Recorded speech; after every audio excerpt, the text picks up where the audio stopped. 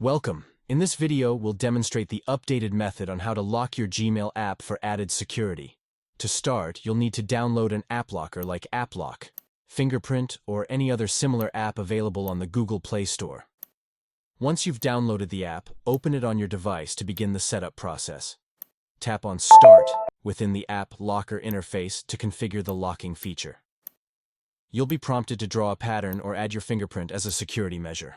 Confirm your chosen pattern or fingerprint. Next, navigate to the App Lock option within the App Locker settings. Select Gmail from the list of installed apps that you wish to lock with an additional layer of security.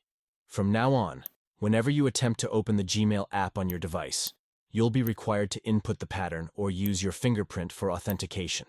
By following these steps, you can effectively lock your Gmail app using the updated method, ensuring that your email data and communication remain secure and private. This feature adds an extra level of protection to your Gmail app usage. Thank you for watching, and we hope this guide helps you enhance the security of your Gmail experience.